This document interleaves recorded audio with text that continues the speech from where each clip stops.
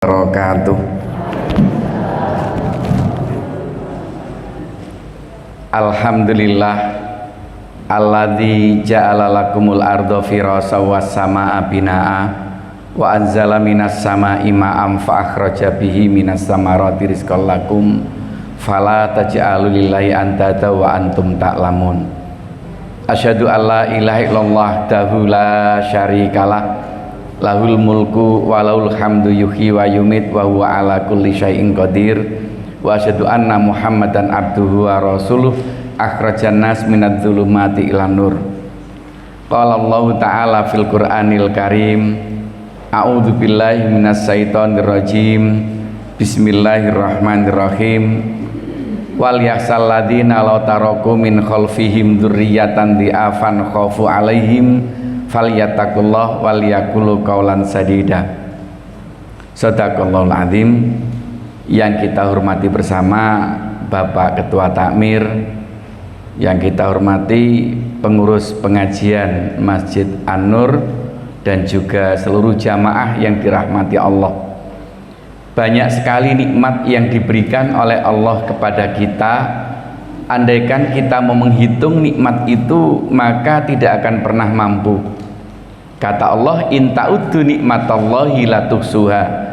Jika engkau hendak menghitung-hitung nikmatku, la tuhsuha, tidak akan pernah mampu. Untuk itu kita patut bersyukur dan terus bersyukur atas nikmat yang begitu banyak. Baik nikmat yang berupa kesehatan, nikmat yang berupa keimanan, dan juga nikmat yang berupa kesempatan. Karena ada di antara saudara-saudara kita yang sebenarnya sehat secara jasmani, tapi oleh Allah belum dipanggil untuk mengikuti kajian seperti ini. Ada juga yang punya keinginan untuk ke masjid, tetapi juga oleh Allah secara kesehatan belum diberikan. Maka mudah-mudahan nikmat yang berupa kesehatan dan keimanan senantiasa melekat pada diri kita semuanya, bapak-bapak juga ibu-ibu. Pada kesempatan ini saya melanjutkan materi yang sebelumnya sudah kami sampaikan terkait dengan ketika pertemuan yang pertama kami bicara tentang anak kita itu produk sukses, mulai dari sukses dari sisi bentuk terbaik, kemudian memiliki fitrah dan juga memiliki kecerdasan yang macam-macam. Namun faktanya apa yang kita inginkan kadang-kadang tidak sesuai dengan harapan kita. Kita ingin anak yang qurrata a'yun, ternyata yang kita dapati anak-anak yang hanya sebagai zina, hiasan bagi orang tua. Kita keinginannya mendapatkan anak yang qurrata a'yun, ternyata anak kita ada yang menjadi fitnah bagi orang tua. Bahkan kita jumpai ada anak yang menjadi musuh bagi orang tua.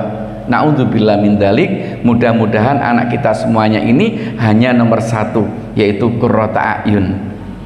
Karena hanya anak yang qurrata a'yun inilah anak-anak yang insya Allah akan menjadi invest buat orang tua. Karena suatu ketika ada seorang anak, ya, ada kisah ketika anak ini anak yang beriman, anak yang soleh, berada di pintu surga, disuruh malaikat masuk, tapi anak ini nggak mau. Tidak, saya nggak bisa masuk kalau tidak ditemani oleh ayah dan bunda. Sementara ayah bundanya sudah lama di neraka. Karena melihat begitu anaknya, kasihan melihat anak ini yang begitu soleh, maka diminta malaikat ini oleh Allah, ambil bapak ibunya, biar bersama dengan anaknya. Nah, ketika kita punya anak yang soleh solihah, maka ini menjadi investasi yang luar biasa bagi orang tua. Jangan menganggap persoalan anak itu persoalan yang sepele. Justru persoalan anak inilah yang insya Allah akan menjadi penyelamat buat kita semua di dunia dan di akhirat, mudah-mudahan. Maka pada kesempatan ini ada seni untuk mendidik anak. Karena apa yang kita harapkan kadang-kadang tidak langsung tiba-tiba diberikan oleh Allah. Kita ingin anak kita itu nurut, disuruh duduk, disuruh makan, disuruh berangkat ke kamar untuk tidur, itu anak yang kemungkinan juga nggak normal kalau anak seperti ini. Justru anak-anak kita itu nanti akan menghadapi anak-anak yang kadang-kadang kita akan melihat anak kita mungkin menggoda kita, kadang-kadang anak kita menyentuh perasaan kita, itu akan kita jumpai. Nggak ada anak itu yang begitu semuanya nurut pada orang tua. Itu mungkin ada pertanyaan kalau sampai ada anak yang seperti ini. Jadi kita akan menghadapi sebuah seni dalam mendidik anak. Kata Sayyidina Ali, didiklah anakmu sesuai dengan zamannya. Ya, karena apa? Karena memang kita itu didik zaman kita sendiri. Bagaimana seorang ibu kita dulu, bapak kita dulu mendidik kita sehingga saat ini kita lahir seperti ini. Itu proses dari sebuah perjuangan, proses dari sebuah pendidikan yang amat panjang. Lah anak kita menghadapi tantangan yang jauh lebih berat dibanding dengan saat kita dulu. Dan kemudian sekarang tantangan yang paling besar adalah digital native. Lah inilah anak-anak milenial. Anak milenial itu kalau disuruh HP-an sudah semuanya bisa dikerjakan. Bahkan ketika ditanya, nak cita-citamu apa, kemungkinan dia YouTuber. Ya, kalau kita minta dia supaya pingin seperti kita jadi seorang dokter misalnya, karena ibunya bapaknya dokter, mungkin bisa iya, mungkin bisa tidak, karena pengaruh yang cukup luar biasa. Maka disinilah ada sebuah tantangan yang perlu kita hadapi. Nah, yang namanya IT digital itu sudah menjadi bukan barang yang mewah, bukan barang yang mahal, tapi menjadi kebutuhan. Dan ini terjadi masalah pergeseran ketika memasuki era industri 4.0. Semuanya pada bingung. Begitu datangnya HP, begitu datangnya internet, semuanya sudah berubah total. Nah sekarang sudah memasuki society 5.0. Masyarakat sekarang itu pengguna HP tetapi mampu memanfaatkan. Kita nggak bisa kemudian menahan anak kita untuk tidak pakai HP, nggak bisa. Ya, karena apa? Orang tuanya juga pegang HP, kok anaknya suruh diem, tidak boleh HP-an. Orang tuanya suka dengan IG, suka dengan YouTube, suka dengan ya video, kok anaknya nggak boleh. Padahal anak itu ya potretnya orang tua. Makanya ketika kita melihat masalah pada anak, itu akan terjadi masalah pada anak, pada orang tua, pada anak-anak juga pada orang tua. Jadi nggak bisa dipisahkan antara orang tua dengan anak. Untuk itulah kita tidak bisa kemudian semau kita, tetapi kita bisa memainkan bagaimana peran kita sebagai orang tua. Untuk itu kita bisa melihat seperti ini. Nah makanya kami selalu menggunakan slide itu supaya beruntut. Karena kadang-kadang kalau saya bicara yang tanpa menggunakan slide itu kadang-kadang kemana-mana bahkan tidak kenal waktu, akhirnya tidak bisa ngukur. Nah langsung ini kami membuat yang pertama. Ring pertama dalam pengelolaan, dalam pembinaan, dalam pengasuhan anak itu adalah orang tua. Kita nggak bisa menyerahkan kepada sekolah begitu saja. Tapi yang nomor satu madrasahnya anak-anak kita adalah ibu, orang tua di rumah. Itu semuanya akan menjadi pelajaran yang paling berharga bagi anak-anak. Dan kegagalan ketika di rumah ini amat fatal ketika ada di luar, karena di sekolah itu hanya membantu. Bagaimana anak kita mengarahkan, bagaimana kita bisa memotret potensi anak kita, itu dari sekolah. Tetapi yang paling utama, anak kita setiap hari melihat sam'a, absor, afidah. Ini pintu masuknya ilmu. Ketika kami belajar, ya belajar selama 3 minggu itu kalau nggak salah di Melbourne University itu, ternyata teori itu loh dipakai di sana. Orang banyak berpikir bahwasanya itu teorinya Y-card, bentuknya Y, kartu Y. Ternyata kartu Y itu apa? Apa yang kamu lihat, apa yang kamu dengar, apa yang kamu rasakan. Ya Allah, ini teorinya surat An-Nahl ayat 78. Kenapa kemudian kita mengagung-agungkan itu teorinya barat, teori pendidikan yang sangat unggul? Itu loh teorinya Al-Quran, surat An-Nahl ayat 78. Wallahu akhrajakum min butuni ummahatikum la ta'lamuna syai'a wa ja'ala lakumus sam'a wal absor wal afidah la'allakum tashkurun. Ketika manusia itu dilahirkan, la ta'lamuna syai'a, dia nggak ngerti apa-apa. Tetapi miliatan sel otak itu sudah diberikan oleh Allah, tinggal nyambung dendrit otak itu. Nah sayangnya anak-anak kita otaknya seringkali didiemin, tidak banyak disambung. Bagaimana cara menyambung otak anak-anak kita?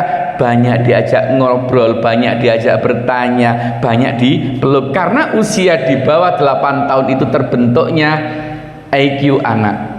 Jadi usia di bawah 8 tahun 80% terbentuknya otak itu. Jadi akal pikiran terbentuk di usia di bawah 8 tahun. Selebihnya tinggal 20%. Betapa emangnya ketika di bawah 8 tahun itu kita tidak merangkul, tidak mencium, tidak mengajak bicara, tapi anak-anak bicara dengan HP semuanya. Era sekarang yang terjadi. Karena anak kalau dipegangi HP, Bu, itu nyaman, aman, tenang.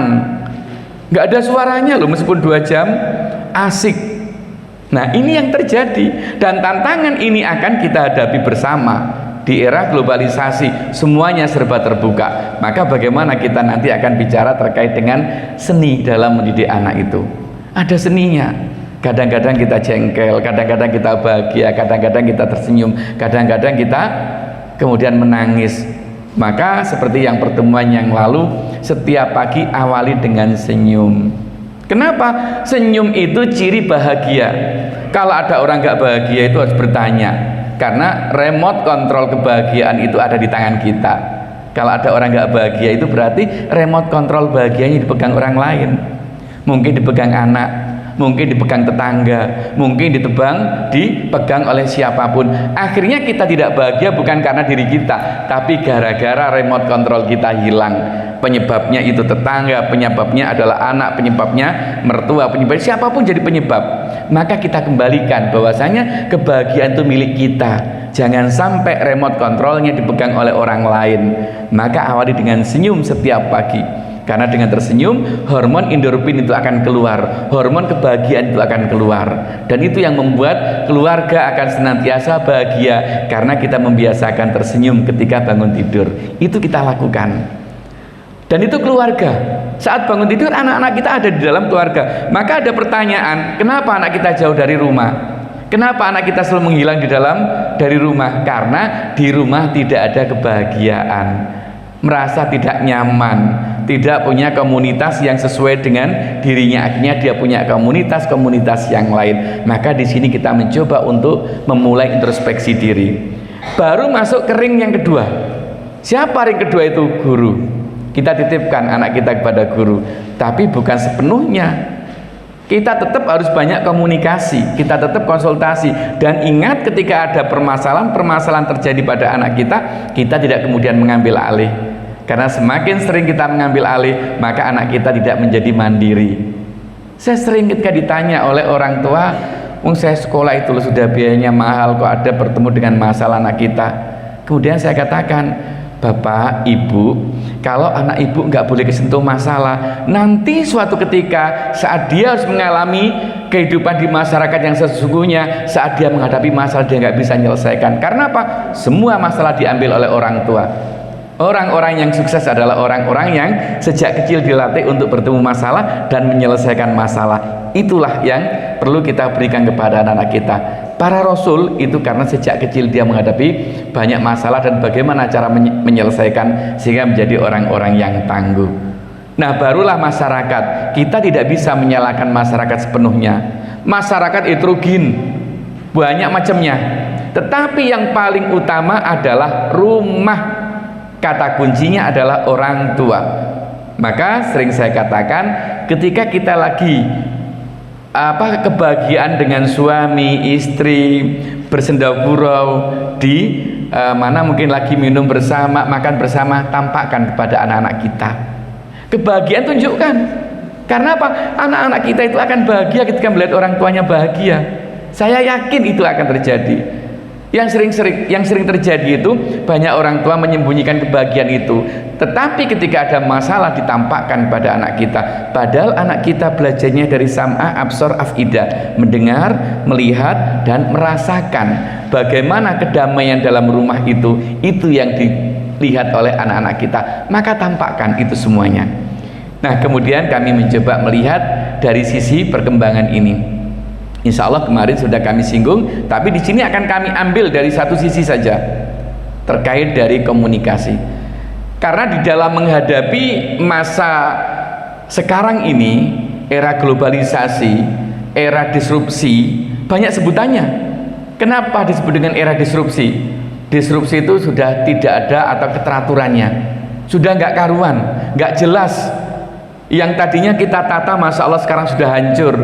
Ya kita lihat aja berapa banyak perusahaan-perusahaan itu yang hancur gulung tikar. Ya karena terjadinya gelombang perubahan, maka terjadi yang namanya transformasi. Transformasi itu perubahan total, Bapak Ibu. Jadi yang tadinya itu dianggap bahwasanya perusahaan ini akan kuat, ternyata ketika terjadi perubahan nggak ada apa-apanya, semuanya hancur. Lah ini tantangan juga buat kita dalam mengolah anak-anak kita. Ya, jadi kita nggak bisa kemudian anak kita harus menuruti apa kemauan kita, tetapi kita yang melihat apa potensi yang dimiliki oleh anak-anak kita.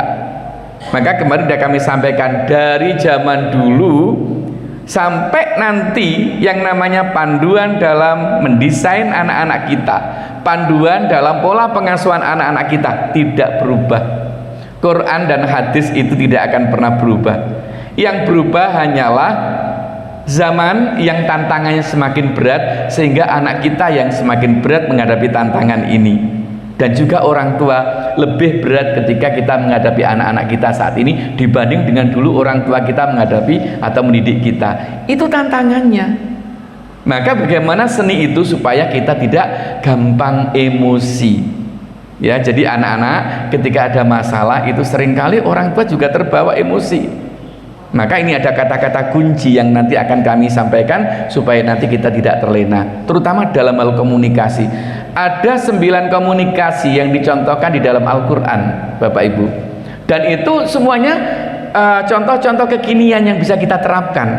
Apa saja yang boleh, apa saja yang tidak, karena perintah dalam pola pengasuhan itu hanya ada 2 kata kunci yang tadi saya bacakan di dalam surat An-Nisa ayat 9. Wal yaksalladzina law taraku min khalfihim dzurriyyatan di'afan khafu alaihim.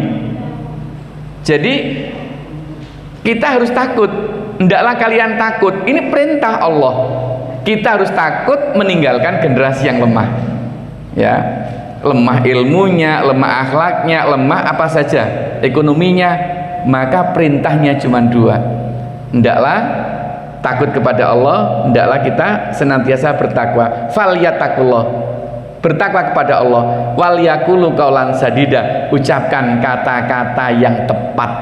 Di sini nanti kami menguraikan dari sisi yang falyaqulu qaulan sadida, ucapkan kata-kata yang tepat menurut Al-Qur'an, bukan menurut nafsu kita.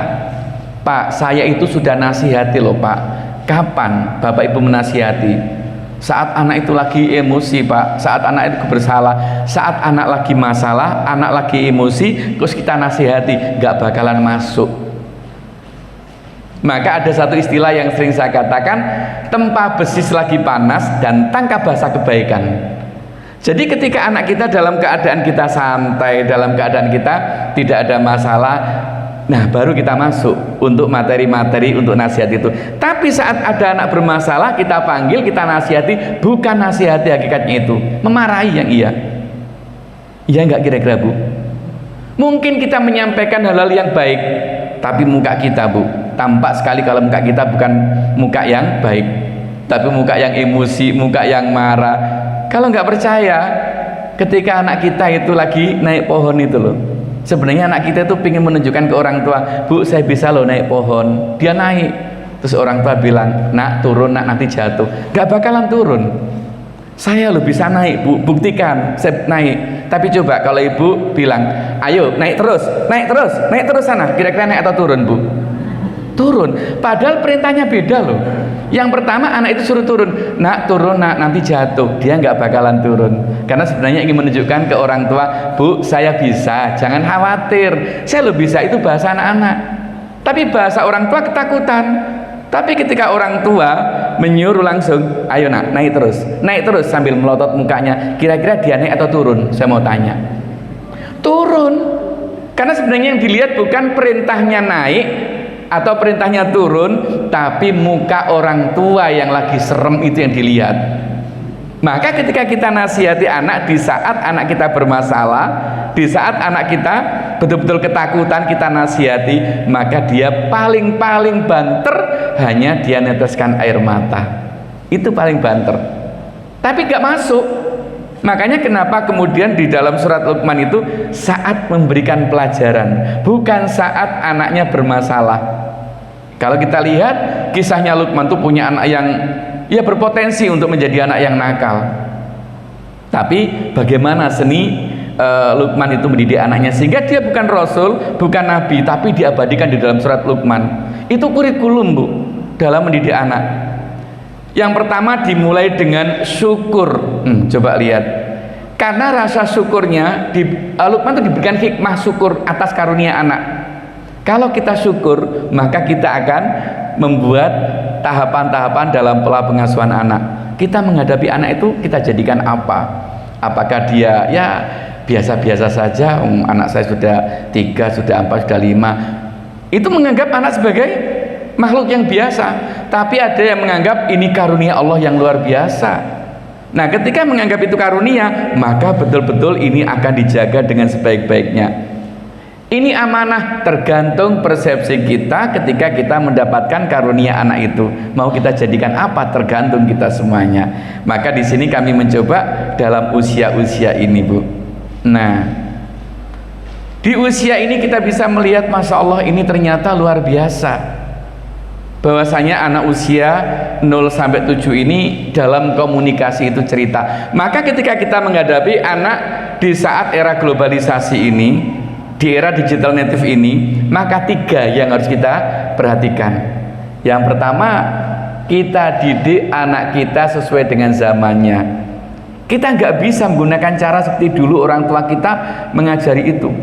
Makanya kemudian kapan hari ditanya, Pak, kan nggak boleh sekarang itu mukul aja langsung urusan dengan polisi, langsung gurunya dibawa ke ini. Ya tampaknya anak kita sekarang tidak dengan kekerasan, karena memang sejak zaman Rasulullah dulu tidak ada kekerasan itu terjadi, tidak ada. Hanya saja memang kadang-kadang mengambil jalan pintas karena mungkin ada kejengkelan, ada macam-macam, tetapi gaya lemah lembut itu selalu diterapkan oleh Rasulullah, nggak pernah marah.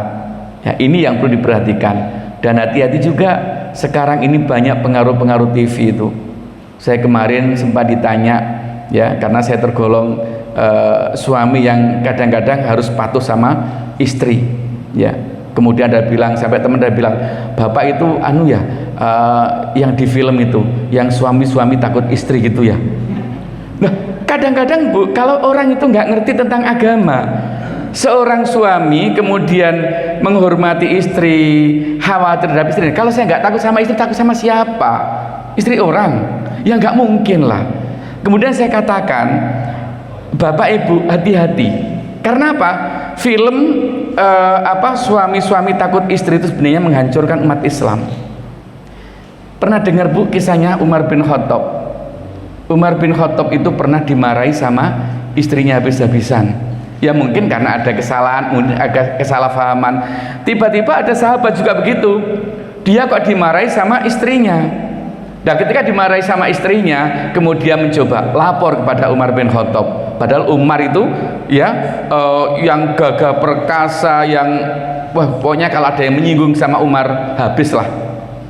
Tapi ketika dia dapat istrinya, Umar itu tidak berani untuk menentang, melawan istrinya. Kemudian sahabat itu datang kepada Umar. Begitu dia mau datang, dia melihat Umar itu lagi dimarahi sama istrinya. Lah dia mau melaporkan, saya itu bolak-balik dimarahi sama istri saya. Begitu mau melaporkan, kok melihat Umar dimarahi istrinya. Tidak tahu permasalahan, masalah rumah tangga kan macam-macam toh, Bu. Nah, kemudian tahu kalau sahabat datang, maka Umar langsung manggil. Coba sini, ada apa? Ya, setelah dipanggil, apa yang hendak kau katakan? Saya sebenarnya mau melaporkan, Bu.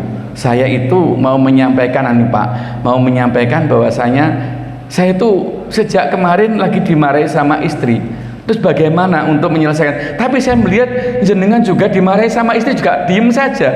Padahal jenengan itu pimpinan yang luar biasa. Kemudian dijelaskan, ketahui sahabat, bahwasanya kalau saya timbang-timbang suami, istri saya itu banyak kebaikannya dibanding dengan keburukannya. Dari istri itu kita bisa makan, dibuatkan istri. Anak saya diasuh, saya tidak akan berbuat serong di luar karena ada istri. Semuanya disampaikan. Artinya apa? Ini gampang dipicu gara-gara film. Harus hati-hati. Memang seorang istri itu harus taat sama suami, tapi kadang-kadang muncul rasa hal yang tidak atau di luar dugaan kita. Nah, saat itu kita saling dengan betul-betul bisa menjaga, sama-sama menjaga dengan baik. Itu salah satu contoh. Nah, kita kembali pada satu kisah. Pengisahan untuk cerita ini penting Bapak Ibu, untuk anak usia 0 sampai dengan 7 tahun ini. Contohnya apa? Kalau misalnya ada sesuatu, maka anak-anak butuh kisah, butuh diberitahu lewat cerita. Gak bisa anak kita kemudian asal diperintah. Beda dengan kalau anak kita sudah mulai usia 8 sampai dengan 14 tahun. Ini sudah masuk logika. Anak saya saja ini yang dulu itu senang dengan HP. Tapi ketika saya juga berpikir, gimana sih caranya untuk bisa anak usia 4-5 tahun itu sudah nggak suka HP lagi. Karena apa? Lah memang setiap hari saya juga pegang HP. Bagaimana enggak saya itu di Humas, di Al-Azhar dulu itu, sehingga ada apa-apa saya sebar lewat HP, semuanya lewat HP, membuat konten lewat HP, lewat apa lagi? Sehingga ketika saya pegang HP ditanya, "Bapak kerja apa?" Ya buka HP saja, nggak tahu kalau itu kerjaannya memang di sini. Itu beda tanggapan anak-anak. Maka akhirnya apa? Setelah melihat bahwasanya matanya kok agak saya lihat ini agak terganggu, saya coba untuk panggilkan dokter. Ya, saya panggil mantri lah. "Pak, tolong ini," ya senjata saya seperti itu. Nanti mungkin perlu untuk tetesi air mata. Kemudian kita berikan nasihat-nasihat. Sekarang nggak berani.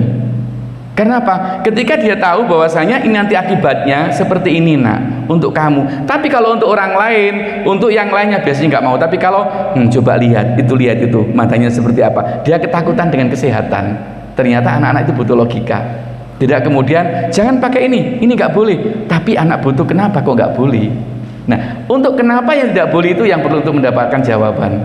Nih. Nah, kemudian yang anak usia agak dewasa butuh diskusi. Untuk itu sekarang kami akan mencoba bagaimana komunikasi menurut Al-Qur'an.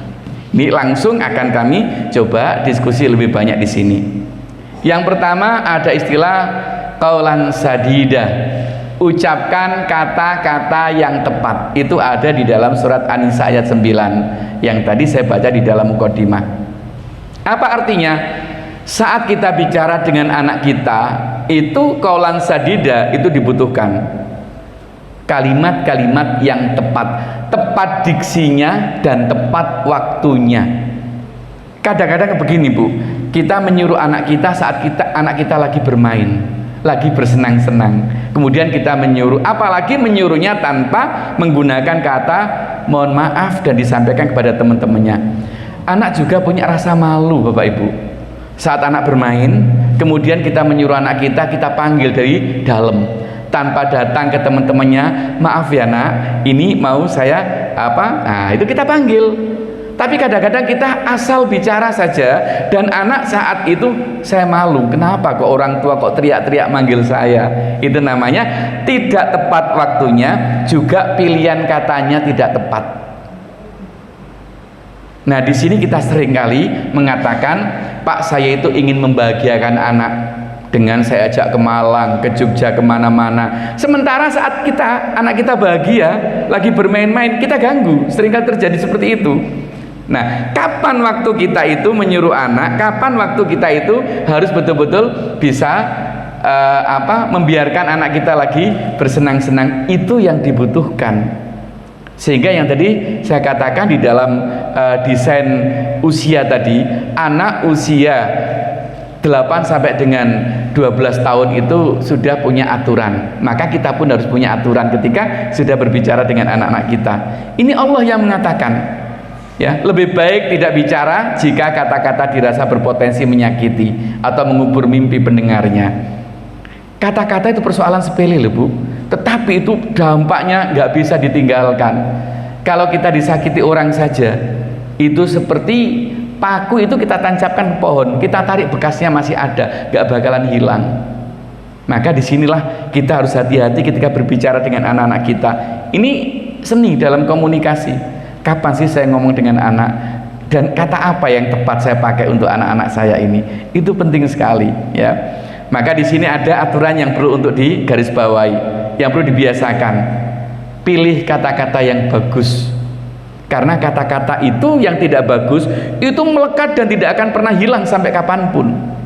Meskipun anak kita itu masih balita, tidak akan pernah hilang apa yang keluar dari ucapan kita, karena ucapan kita adalah hati. Hati, Bu. Kalau kita sudah berbicara, sebenarnya bicara itu adalah dari hati, gak bakalan kita ngomong tanpa dari hati. Maka untuk melihat pribadi orang itu hanya dilihat dari ucapannya. Kelihatannya sih cantik sih, tapi kalau bicara, Masya Allah, menyakitkan hati. Itu karena dia bicaranya yang dilihat, bukan mukanya. Pribadi seseorang itu dari bicaranya kalau ingin lihat. Maka kalau saya ke mahasiswa, kalau kamu ya anak-anak sudah punya pasangan, ajak ngomong. Ajak ngomong itu apa? Akan keluar suara-suara yang sebenarnya asli dari dirinya. Ya, jadi harus menggunakan kata-kata sebagai sarana untuk bisa menemukan seperti apa jati diri seseorang itu dari kata. Itu yang pertama.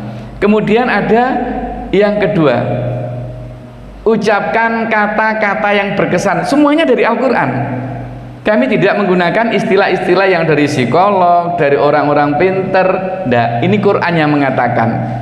Mereka itulah orang-orang yang Allah mengetahui apa yang di dalam hati mereka. Karena itu berpalinglah kamu dari mereka dan beri mereka pelajaran, dan katakan kepada mereka dengan perkataan yang berkesan. Ini An-Nisa ayat 63. Tadi juga An-Nisa ayat 9. Jadi ternyata masalah bicara itu urusan An-Nisa, urusan perempuan. Perempuan dan laki-laki, Bapak Ibu, itu kosakatanya berbeda.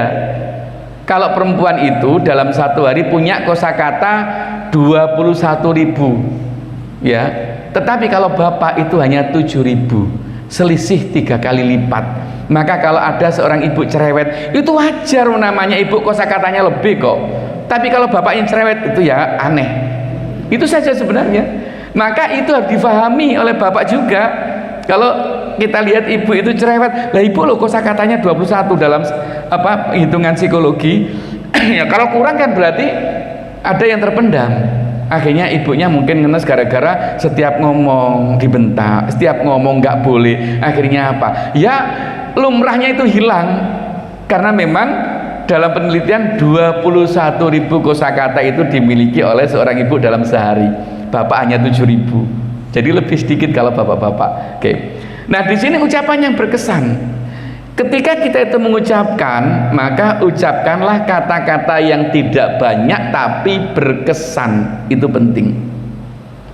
Ini kemarin sudah saya contohkan. Jadi ketika Andi F. Noya, kemarin saya singgung, Andi F. Noya itu anak yang pinter, ya, cerdas, orang tuanya broken, jarang masuk.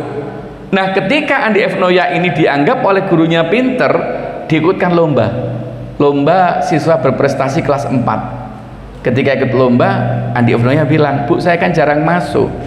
Ya, nanti ibu akan membimbing kamu setiap sore. Akhirnya setiap habis asar, ya Bu Ana datang ke rumah Andi F. Noya untuk membimbing. Ketika lomba, Andi F. Noya kalah. Apa yang terjadi? Andi F. Noya datang ke sekolah, menyampaikanlah hal itu. Bu, mohon maaf, saya tidak sesuai dengan apa yang diharapkan oleh ibu. Saya gagal, saya kalah. Apa reaksinya Bu Ana? Andi, kamu tidak kalah, nak. Dengan kepandaianmu menulis, kamu akan jadi wartawan yang sukses. Ya Allah, kelas 4. Jadi kelas 4 SD itu gurunya sudah tahu potensi yang dimiliki oleh Andi, oleh muridnya. Maka tugas guru itu sekarang bukan sekedar beri nilai dari 4 jadi 7, dari 7 jadi 9. Kan gitu KKM-nya. Akhirnya terjadi kebohongan yang terstruktur dari dunia pendidikan. Itu yang saya tentang berkali-kali. Anak kita dilatih dengan kebohongan-kebohongan nilai. Apa arti nilai? Maka kemudian sekarang berubah dengan kurikulum merdeka. Bukan nilai yang dicari. Sekarang lihat potensi anak, kembangkan potensi anak, sehingga anak itu kemudian bisa menjadi anak yang sukses. Kata Andi F. Noya, jika kita mengenali potensi anak, sukses tinggal tunggu waktu. Dia cerita ketika di Balikpapan, saya sampai sekarang tidak atau belum punya S1, tapi saya lebih dulu sukses karena apa yang disampaikan oleh Bu Anak pada saya. Sampai saat ini dia masih ingat pesan itu. Quran yang mengatakan qaulan baligho, ucapkan kata-kata yang berkesan kepada anak-anak kita. Jangan sampai kesan-kesan yang buruk yang masuk. Kita kan seringkali reaksi dan reaktif. Anak kita datang kemudian bilang, Bu, nilai sudah dapat berapa nak? Dapat 7. Hah? 7? Temenmu dapat 9, kamu 7. Besok jangan berharap anaknya akan melaporkan nilai itu. Sudah, itu saya yakini. Mana nilainya? Belum dibagi. Karena apa? Karena nggak dapat respon yang positif dari orang tua. Lihat anak kita sesuai apa adanya. Karena kalau kita menuntut yang lebih sementara anak kita tidak mampu, maka anak kita akan jauh dari orang tua. Itu salah satu di dalam hal komunikasi. Kita tuntutannya besar, sementara anak kita belum mampu untuk menghadapi itu. Maka tugas kita bukan sekedar menghadapi dan memberikan nilai-nilai angka-angka itu. Mulai sekarang lihat potensi anak kita, potret apa kelebihan anak kita. Jadikan anak kita yang sekarang standar untuk dinaikkan sedikit menjadi prestasi. Prestasi tidak selalu juara, tetapi pandang apa kelebihan anak kita. Tugas kita untuk melihat kelebihan, bukan selalu melihat kekurangan. Semakin anak kita dilihat kekurangannya, maka semakin jauh dari orang tua. Dia semakin menjauh gara-gara apa? Dia sebenarnya, anak kita itu bangga loh Bu, Bapak, kalau kita berikan apresiasi sekecil apapun. Tapi sayangnya kita pelit memberikan apresiasi. Tapi kalau menunjukkan kesalahan paling pinter. Sebulan yang lalu masih ingat kok kalau masalah kesalahan. Dulu kamu berbuat begini, dulu kamu, selalu diingat kalau kesalahan anak-anak kita. Tapi berapa kali kita memberikan atau menunjukkan kelebihan-kelebihan yang dimiliki oleh anak kita? Berapa kali? Coba kita evaluasi. Padahal surat Al-Fatihah itu mengingatkan kepada kita bagaimana kita minta kepada Allah. Kalau kita minta kepada Allah, kita memuji Allah dulu. Surat Al-Fatihah itu metode dalam pembelajaran loh. Meskipun itu Sabul Masani, 7 ayat yang diulang-ulang, tetapi itu metode pembelajaran. Ketika kita minta kepada Allah, maka kita memuji. Mulai Bismillahirrahmanirrahim, ya. Kemudian Maliki Yaumiddin, iyyaka na'budu wa iyyaka. Selalu menunjukkan sifat-sifat Allah yang murah, pengasih, penyayang. Itu ditunjukkan. Sama dengan orang cari hutangan itu loh.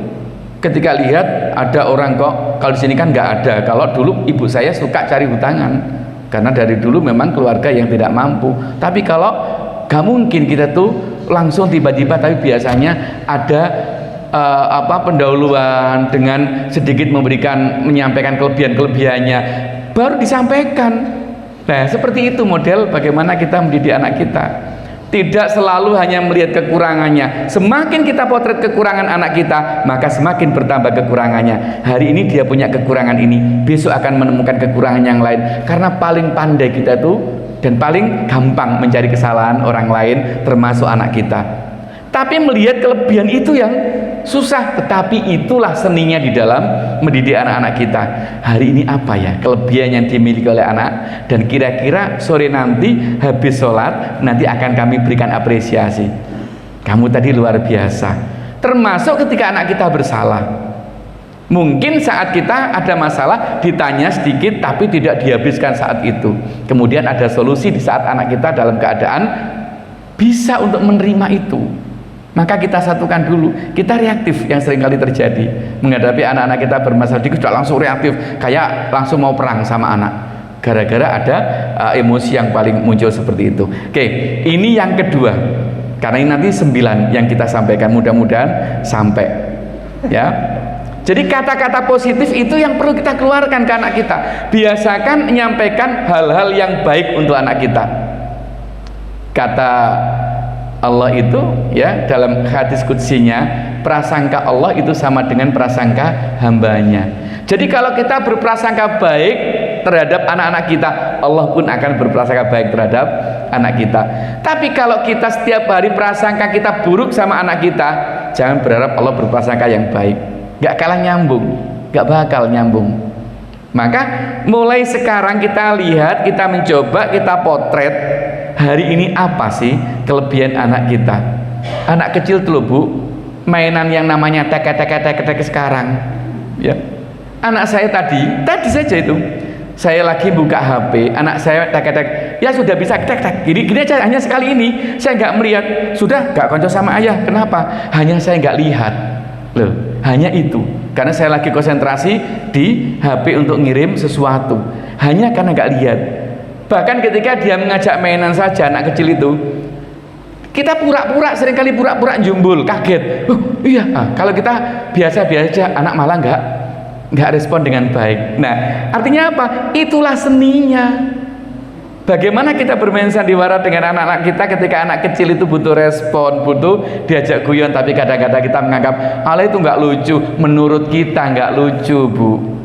Kita kalau lucu mungkin panggil pelawak baru bisa lucu, ya. Manggil Cak Lontong baru lucu. Tapi ukuran anak itu sangat lucu, dan bagaimana kita mengapresiasi lucunya itu. Nah, ini yang kadang-kadang kita agak pelit untuk hal-hal yang sepele-sepele itu. Ini persoalan ketika kita dalam pola pengasuhan anak kita masih kecil. Maka kata-kata motivasi itu penting sekali buat anak-anak kita. Kemudian bagaimana kita memberikan penyadaran buat anak-anak. Yang dihilangkan adalah melabel. Hindari kata nakal, kata sulit diatur, hindari. Saya membuat standar ini di sekolah. Jadi kalau sampai ada guru mengatakan, nak kamu itu nakal, sulit diatur, apalagi bodoh, SP akan keluar. Karena tidak boleh ada standar kata-kata. Karena Allah yang menyampaikan, hindari kata-kata yang merusak mental anak. Mental anak ini jauh lebih parah dibanding dengan memukul biasa. Tapi kalau kata-kata itu, Masya Allah, saya punya anak ketika dulu kelas 1, mungkin belum saya ceritakan di sini, sampai kelas 4 dia nggak sekolah, ibunya itu cuti dari PLN. Saya kelas 4, kemudian saya ngajar, saya melihat ini ada anak punya persoalan. Setelah saya tanya ke psikolog, berapa hasil tes psikolognya? 128, anak ini cerdas. Tapi kenapa kok anak ini sampai kelas 4 belum bisa membaca? Saya tanya, tapi kenapa anak ini kok seperti ini perilakunya? Anak cerdas biasanya juga dibarengi dengan kinestetis, banyak tingkah. Nah, ketika anak yang banyak tingkah, biasanya guru pun nggak begitu suka. Sukanya itu anak yang diem. Orang tua pun begitu kan, sama. Nggak pingin anak kita tuh banyak tingkah. Tapi anak banyak tingkah itu biasanya juga anak yang cerdas loh, punya keinginan yang macam-macam. Cuman kita saja yang tidak merespon dengan baik. Sebentar saya minum dulu ya Bu ya.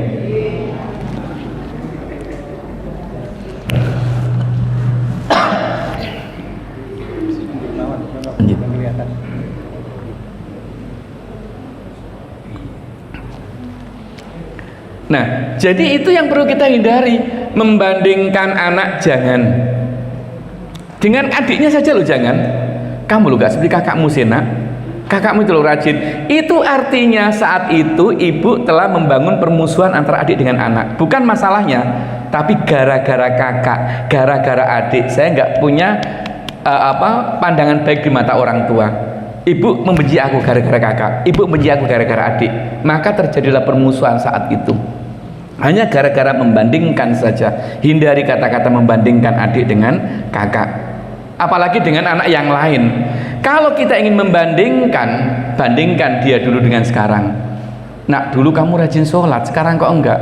Nah, dia tahu ukurannya. Tapi kalau dengan orang lain nggak ada parameternya, maka ini tolong untuk dihindari. Dan melabel anak hindari, karena melabel itu akan membuat anak kita langsung terpuruk. Ini contohnya. Apa yang terjadi? Konsep diri anak itu akan hancur ketika dia diberikan labeling yang buruk. Saya contohkan anak yang tadi, yang sebenarnya cerdas, ibunya itu dokter, bapaknya kontraktor, kurang apa? Nggak kurang apapun. Tapi karena komunikasi yang jarang, sama-sama sibuk, kemudian taunya anak ini orang tua capek, maka anak ini butuh untuk diberikan respon yang bagus, nggak ketemu. Pingin perhatian nggak ketemu, wong ibunya capek, bapaknya capek, anak ini berulah, pinginnya diberikan kasih sayang, tapi tidak pernah ketemu. Akhirnya apa? Ya dia juga suka ganggu temennya. Ketika ganggu di sekolah dan dia berhasil, dia bangga. Maka saya sering katakan kepada guru-guru, hati-hati terhadap anak-anak kita yang suka menggoda kita, dan itu menjadi satu budaya. Kenapa? Dia akan bangga kalau bisa membuat gurunya emosi. Maka hindari emosi itu. Kita pemilik bahagia itu. Kalau kita emosi, berarti remote control kita dipegang oleh anak-anak. Ini kata kunci. Apapun yang terjadi pada anak-anak kita, pada orang tua, kita harus menghadapi dengan sakinatul qulub, dengan ketenangan hati. Kalau kita menghadapi masalah dengan sakinatul qulub, semuanya selesai. Saya bilang ketika saya Juli yang lalu Delta itu kena COVID, dinyatakan COVID, dan begitu saya sampaikan ke dokter sekian banyaknya, akhirnya apa, saya konsultasikan dokter, dok seperti ini, coba itu semuanya di Pak, kemudian di lab semuanya, kemudian nanti kalau memang ini kita, nah kalau hasilnya itu semuanya harus dikarantina dan dipisah, gak usah kita ke lab karena labnya mahal. Saya bilang mulai hari ini semuanya harus sudah jaga diri, semuanya harus isolasi mandiri. Saya sampaikan itu. 1 bulan saya nggak masuk, meskipun 1 minggu itu sudah selesai urusannya. Saya hanya minum, bukan pakai yang macam-macam, cukup istirahat, kemudian kita minum vitamin, 1 minggu selesai. Karena apa? Tidak ada rasa ketakutan. Kadang-kadang yang membuat ketakutan itu kepanikan, itu separuh dari penyakit, itu adalah kepanikan. Maka saat kita menghadapi masalah apapun harus dengan sakinatul qulub. Menghadapi anak-anak kita dengan sakinatul qulub, dengan ketenangan hati, jangan emosi. Emosi itu akan berantakan semuanya. Yang tadinya kita itu punya jalan-jalan yang baik, maka jalan itu akan tertutup gara-gara kita emosi. Maka hindari yang seperti itu. Nah ini, oke, saya lanjutkan.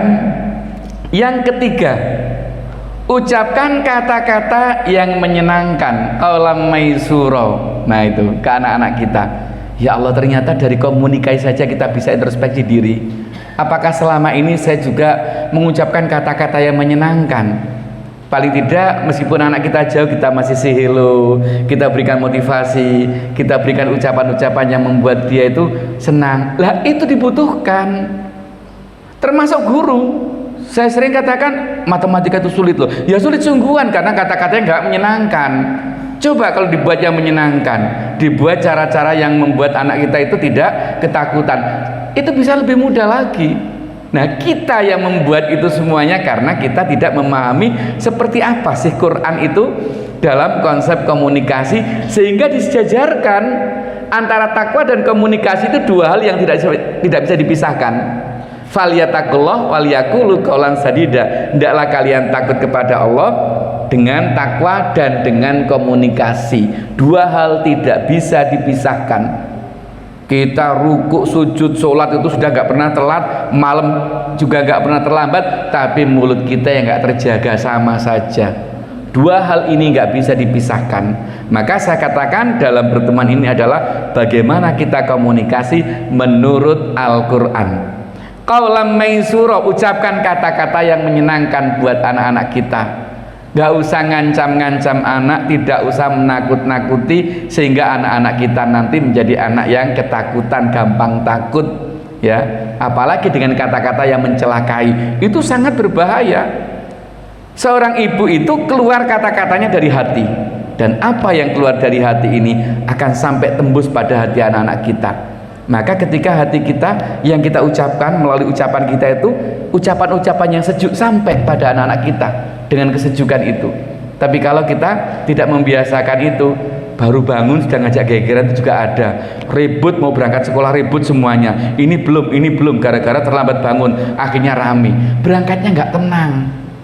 Akhirnya masuk ke kelas pun nggak tenang. Nah ini yang perlu untuk kita waspadai bersama-sama, jangan sampai itu terjadi. Maka awali pagi itu selalu dengan senyum dan doa. Yang keempat, ya, ini masih ada waktu 10 menit masalahnya, jadi kalau saya perpanjang ini nanti bisa nggak selesai yang 9. Yang keempat, ucapkan kata-kata yang meneguhkan kata Allah. Qaulan sabita. Anak punya keinginan, Bu, saya nanti kalau besar pengen kuliah ke luar negeri. Alah nak, kami itu anaknya siapa? Ada orang tua yang seperti itu, merasa tahu diri, padahal ketika ngomong seperti itu sesungguhnya dia nggak tahu diri, meremehkan Allah. Nah, itu loh. Jadi saat kita itu merasa bahwasanya nggak mungkin lah saya itu akan bisa menyekolahkan anak saya nanti itu sampai ke luar negeri, nggak mungkin, karena itu logika ibu bapak. Tapi ketika kita bicara tentang Allah, Allah Maha Kaya, saat kita mengatakan anak kamu itu anaknya siapa, Allah paling geleng-geleng itu kalau mendengar seperti ini. Kok nggak percaya sih sama saya? Itu kata Allah, lihat seperti ini. Saya kalau ada hambaku bertanya tentang aku dan minta padaku, tak kayak kuabe, tak kayak kabe. Lo nggak pernah minta loh. Kok mau bisa mendapatkan itu? Maka ternyata banyak orang-orang desa itu dari keluarga yang nggak mampu, dia mampu menembus luar negeri, mampu sekolah di Kairo, mampu sekolah di Madinah, mampu di mana-mana. Karena apa?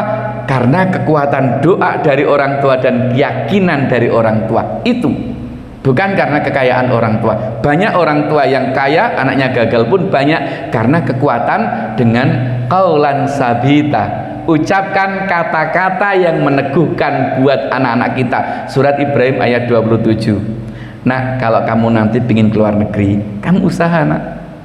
Ya mungkin ibu nanti punya nggak banyak sih, bapak juga nggak banyak kalau memang ada, tapi yakinlah bahwasanya Allah itu Maha Kaya, Allah yang menjadikan kamu nanti berhasil. Ibu hanya minta di sepertiga malam yang terakhir, ya Allah, karena saya merasakan ketika saya sekarang harus berangkat ke sana kemari, ini bukan karena kehebatan saya untuk belajar, tapi doa ibu yang di sepertiga malam itu yang sampai sekarang lagi barusan operasi, dan di Wiyung itu saya lihat ibu saya di sana, dan ternyata di usia yang lebih dari 70, insya Allah sekitar 80, kemarin baru operasi katarak. Tapi saya lihat kalau senyum-senyum, masya Allah indahnya luar biasa lihat itu. Ya karena apa? Karena tidak suka mengeluh. Meskipun ketika mengasuh anaknya yang sekolah saat itu hampir setiap hari banyak malunya karena banyak hutang. Tapi saya yakin hutang yang sungguh mulia untuk mendidik anaknya, bukan dipakai untuk yang lain. Dan sekarang merasakan, ya Allah, bangga, senang, dan saya pun merasa seperti, ya Allah, ini adalah jasa dari orang tua, bukan karena kehebatan kita semuanya. Maka disitulah yang perlu kita perhatikan. Bapak kerjanya dulu itu ya bagian adzan di Masjid Tanwir yang sekarang di pojok Empire itu, sekarang tinggal kecil nyuplik. Habis dari sana kemudian jadi tukang adzan yang bersih-bersih di Masjid Tanwir di Asemrowo. Habis itu kemudian sakit kena paru-paru, kemudian pulang, kemudian nggak ada. Ibu di rumah hanya jualan nasi pecel. Bukan karena itu yang membuat anaknya sukses, tapi doa dan ucapan-ucapan orang tua yang terkontrol itulah yang mengantar anak-anaknya sukses. Bukan karena harta, bukan karena kemewahan. Bahkan kemewahan kadang-kadang tidak mengantarkan anak-anak itu, tapi peran ibu, peran bapak itu yang sangat menentukan keberhasilan dari anak-anak kita. Untuk itu jangan menganggap remeh terkait dengan kaulam sabita, ucapan yang meneguhkan anak. Yakin nak, ibu akan senantiasa berdoa buat kamu, bapak akan berdoa buat kamu, asalkan kamu punya keinginan yang kuat. Hanya keinginan yang kita bangun, ya, itu yang perlu kami sampaikan. Maka di sini ada kata-kata yang perlu dibiasakan. Itu apa?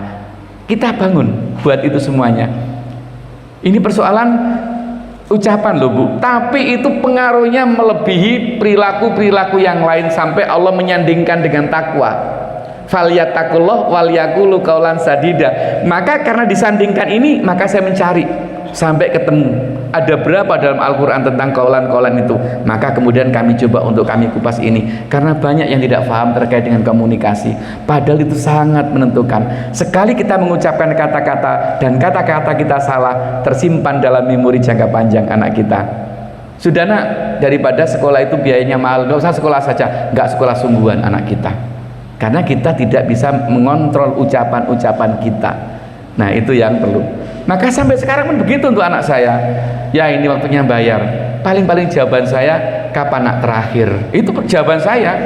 Jadi itu apes-apesnya kapan terakhir. Paling tidak ada jatah. Kalau memang kurang 2 hari, kurang 3 hari, masih ada tenggang waktu untuk pinjaman ke yang lain, ke teman. Nah, itu misalnya seperti itu. Jadi kita kemudian nggak usah, kalau gitu nggak usah sekolah aja nak, sekolah itu mahal. Ya Allah, kalau sudah seperti itu Bu, menghancurkan anak-anak kita sendiri. Jaga ucapan kita, berikan kata-kata yang menyejukkan buat anak-anak kita. Ini hanya bicara tentang qaulan, ucapan. Oke, saya lanjutkan. Ini yang berikutnya, nggak usah saya uraikan ini. Yang kelima, qaulu salama, ucapkan kata-kata yang menyelamatkan anak-anak kita. Karena ucapan itu, kalau ucapan itu nggak bagus, mencelakai, celaka sungguh. Banyak kisah-kisah anak-anak kita. Kalau saya melihat kisahnya, ada seorang anak ketika minta, kamu nggak pernah punya nilai bagus nak, kalau kamu nanti nggak bisa mendapatkan nilai ini, nggak usah pulang saja nak. Padahal orang tuanya guyon loh. Itu terjadi dalam sebuah kisah. Ada seorang anak, karena dia nggak pernah mendapatkan nilai bagus, ketika dia minta, kamu kok nggak pernah bagus ya nak, ibu lo pingin kamu bisa mendapatkan nilai 7. Kalau sampai kamu nanti ulang nggak bisa mendapat nilai 7, nggak usah pulang nak. Kan nggak mungkin sebenarnya nggak usah pulang kemudian anak itu. Tapi apa yang kita ucapkan ke anak seolah-olah sungguhan. Hati-hati apa yang menjadi guyonan. Maka seorang guru, orang tua, ucapannya itu menjadi sesuatu yang diyakini oleh anak kita. Jangan anggap itu enteng. Bagi orang tua mengucapkan itu enteng, ringan. Tapi yang nerima anak kita itu berat ketika menghadapi ucapan-ucapan yang sebenarnya menjadi tanggung jawabnya. Dan kalau dia nggak bisa, Masya Allah, itu ada kisah. Seorang anak gara-gara dituntut dan orang tuanya bilang seperti itu, nak kalau kamu nggak bisa nilai itu nanti nggak usah pulang. Padahal maunya guyon untuk memotivasi. Tapi yang namanya anak belum pernah mendapatkan nilai yang bagus, betul dia begitu pulang menerima nilai itu, kemudian dia nggak dapat sesuai dengan harapan orang tua, dia linglung di jalan. Akhirnya dia kemudian, kan di jalan itu rame, dia ketabrak kendaraan. Sampai dengan orang tuanya cari, datang ke sekolah, duh anak saya belum pulang ya. Sudah Bu, dari tadi. Loh kok belum sampai ke rumah? Ternyata anak ini nggak mau pulang ke rumah. Ya tadi Bu, persoalan yang kecil, respon nilai saja itu loh. Kita seringkali nggak puas dengan nilai anak kita. Kamu kok bolak-balik dapat nilai 5, dapat nilai 7, dapat nilai, wah, nggak pernah ada apresiasinya. Akhirnya anak merasa saya ini nggak berguna di hadapan orang tua. Tadi ada ucapannya lebih besar lagi, nggak usah pulang kalau nggak dapat nilai ini. Malu saya sama itu temenmu, sama tetanggamu, ya tangga itu. Akhirnya apa? Dia tertabrak, kemudian akhirnya betul-betul dia saat sakaratul maut, dia betul-betul meninggal dalam kisah itu. Padahal dia bilang, nah ayah ibu itu hanya bergurau, nak ayo pulang, tapi dia sudah nggak ngatasi. Dan penyesalan itu selamanya. Karena apa? Respon ucapan kita yang seolah-olah biasa, tapi berat buat anak-anak. Akhirnya apa? Ada anak yang lari dari rumah. Maka ketika anak kita kok nggak soboma, jangan-jangan ada kata-kata yang membuat anak kita memang tidak ingin di rumah. Saya pulang, pasti omelan datang. Daripada omelan datang, menghindar saja dari rumah. Lah itu yang terjadi.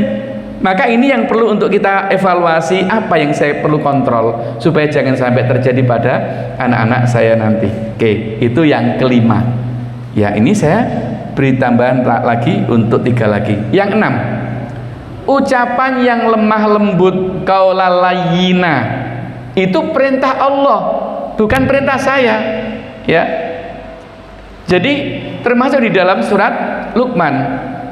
Waqsid fi masyika waghdud min sautik inna angkaral aswati la sautul hamir. Sederhana dalam berjalan ya, dan lunakkanlah dalam ucapan. Sesungguhnya sekeras-keras suara keledai. Orang kalau lagi marah itu biasanya suara keras. Dan orang ketika suara keras, meskipun secara zahir dia dekat, tetapi batinnya jauh. Anak 1 meter, tapi teriakannya sampai 100 meter. Itu artinya apa? Secara zahir dia dekat, tapi secara batin kita lagi jauh dengan anak, berjauhan. Maka hindari. Ini Allah yang melarang. Jangan berteriak-teriak.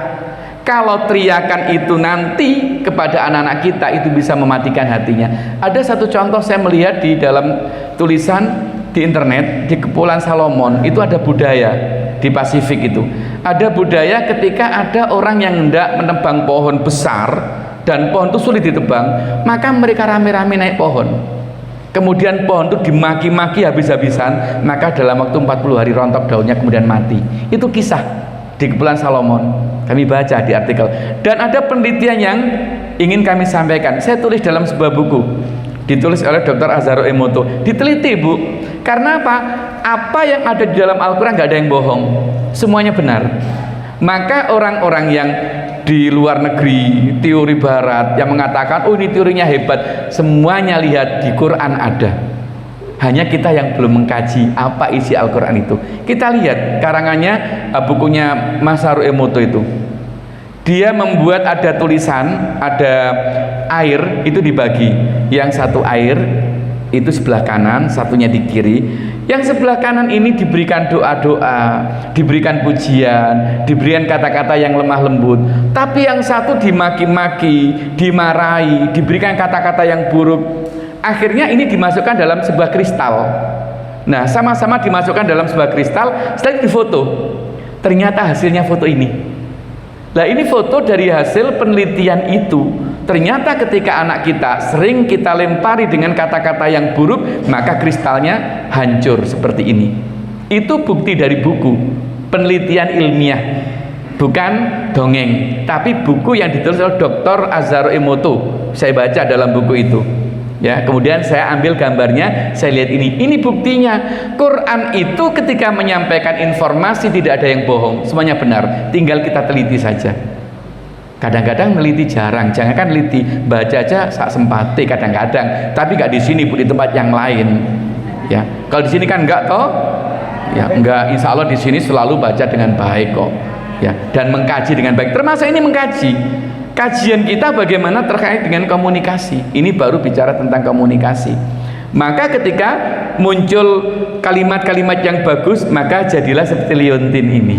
Ini adalah kalimat-kalimat yang bagus. Tapi ketika dimaki-maki, air itu berantakan seperti ini. Ya Allah, ini loh kekuasaan Allah.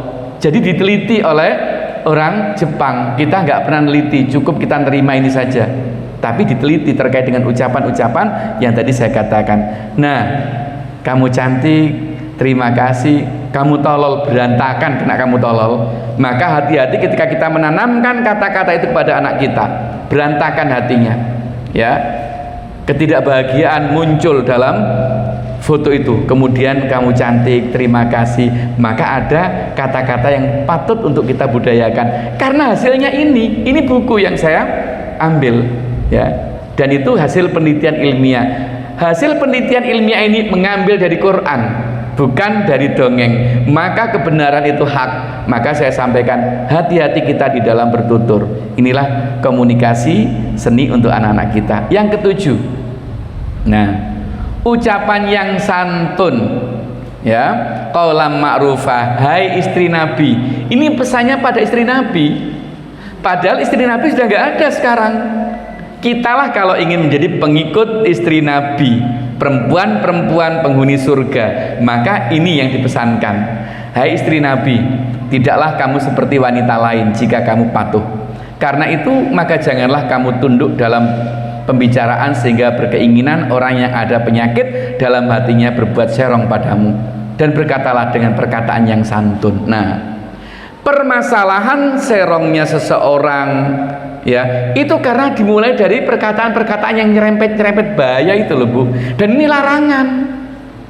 Ini larangan, sudah dikatakan oleh Allah dalam Al-Quran, ya, surat Al-Ahzab ayat 32 ini. Kita dilarang menggunakan kata-kata yang akan berakibat masalah-masalah yang masalah akhlak itu kita dilarang. Bahkan ketika kita bicara pun di bahasa ini dilarang menundukkan badan. Ya, karena apa? Kadang-kadang kita seringkali menonjolkan yang sudah menonjol. Itu yang sering terjadi. Maka hindari. Itu istri Rasul yang dinasihati di dalam Al-Quran ini. Maka ketika kita itu ingin menjaga itu, maka kita tutup aurat kita, tidak kita tunjukkan apa yang sebenarnya tidak diperbolehkan oleh Allah. Kemudian lisan kita pun kita jaga. Ini perintah. Jadi akibat dari permasalahan ucapan yang membuat menggoda kanan kiri, maka muncullah dari hal ujungnya akhirnya jadi bencana. Karena memang salamatul insan fi hifdzil lisan, keselamatan manusia terletak pada lisannya. Kalau orang nggak bisa menjaga lisannya, maka akan terjadi kerusakan. Maka kuncinya di lisan. karena lisan itu berangkat dari hati. Untuk itu jaga lisan kita, karena begitu banyak Allah mengingatkan di sini. Ya, saya tambah lagi yang ke-8. Ucapan yang memuliakan. Ini lihat di dalam surat Al-Isra ayat 23. Ya, qaulan karimah. Kita muliakan anak-anak kita dengan ucapan-ucapan, kita juluki dengan julukan yang bagus. Jangan sampai anak kita karena besar, badannya gede, panggilannya ndut. Nah itu jangan. Ndut sini, nanti kalau sudah besar dia malu. Apalagi anak perempuan dipanggil ndut. Sekarang itu loh, badan kelebihan bobot sedikit aja, kalau perempuan susahnya luar biasa. Aduh, kok tambah lagi ya. Kalau bapak nggak ada urusan, tambah seneng saja gitu. Tapi kadang-kadang kalau panggilan-panggilan yang tidak bagus buat anak-anak kita, membuat anak kita kehilangan konsep diri, dia malu. Maka ini perintah, ucapkan kata-kata yang memuliakan. Kita panggil, kalau kita minta bantuan ya kita pakai kata tolong. Kalau kita salah kita jujur sampaikan, maaf ya. Kita nggak boleh pura-pura karena gengsi. Maka di sini ada sebuah kata ajaib, kunci dalam komunikasi. Biasakan minta tolong pada anak. Ini sepele loh Bu. Saya seringkali kalau hanya ngambilkan bolpen aja, nak tolong ya, diambilkan bolpen ayah. Karena dengan kata tolong dan ambilkan itu, kalau itu diperintah. Tapi kalau tolong, dia sudah merasa berjasa, saya bisa membantu orang tua. Maka kata-kata itulah yang tadi katakan qaulan sadida, ucapkan kata-kata yang tepat. Saat kita menyuruh anak kita, maka kita harus minta tolong, tidak langsung menyuruh. Indah sekali kalau itu kita lakukan dalam rumah tangga kita. Saat kita salah, ya maaf ya, ayah yang salah. Itu sambil guyonan nggak apa-apa. Misalnya kita gengsi, kita pakai guyonan, ya maaflah kalau gitu, ini ayah yang salah. Kita sampaikan, kamu memang hebat. Nah, kita berikan pujian-pujian itu butuh anak-anak kita. Kering dengan persoalan-persoalan yang sepele, sementara kita sibuk dengan luar biasanya itu. Oke, nah sekarang yang terakhir. Nah ini nanti kita dialog, kita nggak usah banyak untuk menyampaikan yang lainnya. Terakhir, ucapkan kata-kata yang berkualitas buat anak-anak kita. Kita budayakan dengan istilah qaulan sakila, yaitu surat Al-Muzammil ayat 5. Jadi apa yang dimaksud dengan kualitas itu? Kalau kita ngobrol dengan anak, ya kita ngobrolnya tentang cita-cita dia. Nah, kalau nanti kamu besar seperti apa? Kita ngobrol di rumah begitu. Tidak kemudian anak sini, ini ada TikTok bagus, nah, ayo kita lah sama-sama anak dengan orang tua nanti akhirnya. Karena yang kita ucapkan tidak berkualitas. Maka di sini ada melihat standar seseorang itu dari 3 hal ini. Orang bawah biasanya suka membicarakan orang, ini sejelek-jelek manusia. Ini dari level ini loh ya. Jadi kalau kita levelnya itu ingin naik, maka 1, hindari menggunjing orang lain. Kita seringkali ngobrol, itu sering kalau saya sampaikan ke guru-guru yang tidak gemar menulis. Saya kan biasanya ngajari guru-guru menulis di Surabaya. Kalau kalian, saya bilang ke guru-guru, biasanya suka ngerumpi, ubah dengan ngerumpinya dikurangi dan nulis. Kenapa? Ngerumpi itu kalau lebih dari 10 menit itu gunjing sudah, biasanya gitu. Jadi 10 menit bagus kalau ngobrol, tapi kalau lebih biasanya ngomongin orang, ghibah, dan itu dosa. Maka hindari kita bicarakan orang lain seperti memakan bangkai saudaranya, dan gak terasa indah sekali. Padahal saat kita menggunjing orang lain itu, kita sudah menjadi orang yang terburuk di mata Allah dan di mata manusia. Maka hindari kita menggunjing orang lain. Tapi kalau orang yang standar-standar saja, itu orang yang suka membicarakan peristiwa. Ya biasalah, peristiwa mungkin ada cerita tentang di TV atau apa, itu kan nggak gunjing orang lain ya. Karena kalau yang gunjing itu berarti serendah-rendah manusia. Datang ke pasar Ronjot, baru milih itu sudah ngomongin orang lain.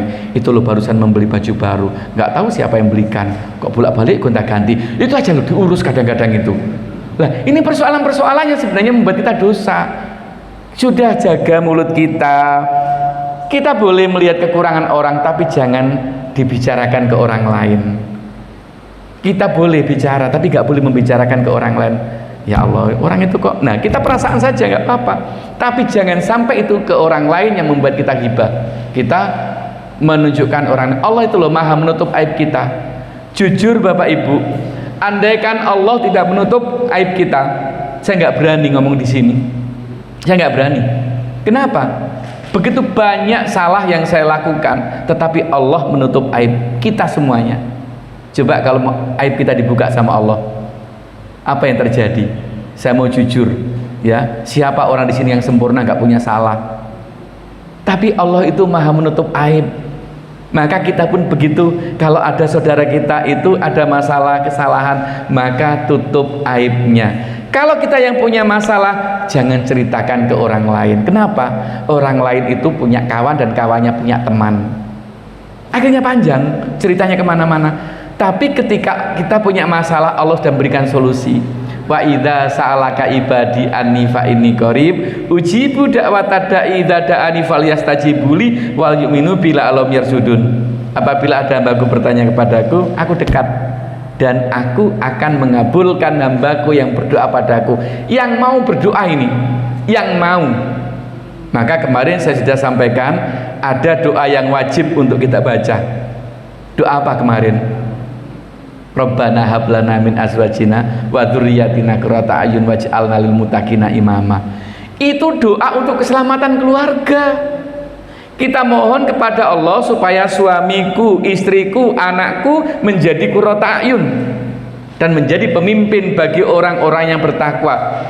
Kalau kita nggak pernah minta, mana mungkin Allah memberikan itu. Nah ini, karena Allah sudah menyampaikan, kalau kamu minta padaku, aku akan mengabulkan. Makanya kalau ada yang belum bisa, doa ini wajib bagi kita untuk kita baca. Kenapa? Ini untuk menjaga dan untuk mengawal keluarga kita sendiri. Kita minta kepada Allah bagi istri supaya suaminya itu qurrata a'yun, bagi suami supaya istrinya qurrata a'yun, untuk anak-anak supaya anak-anaknya qurrata a'yun, dan menjadi pemimpin bagi orang-orang yang bertakwa. Kita minta setiap saat itu dengan hati yang tulus, maka insya Allah kita tidak begitu banyak masalah dalam keluarga. Maka ini wajib buat kita untuk menghafalkan doa ini dan kita semuanya mohon kepada Allah. Itu yang kesembilan, yang berkualitas. Dan yang terakhir, kita membicarakan tentang gagasan, tentang ide untuk menunjukkan kalau kita itu levelnya tinggi. Saya kira itu yang perlu kami sampaikan, ya. Mudah-mudahan 1 jam lebih 10 menit bermanfaat. Jika masih ada yang ingin bertanya, monggo, kami siap untuk menjawab pertanyaan. Jika bisa, kalau nggak bisa nanti saya tanya, kami kembalikan ke Bu Darti nanti biar dijawab sama Bu Darti. Oke. Monggo Bapak Ibu, ada yang mau bertanya silakan.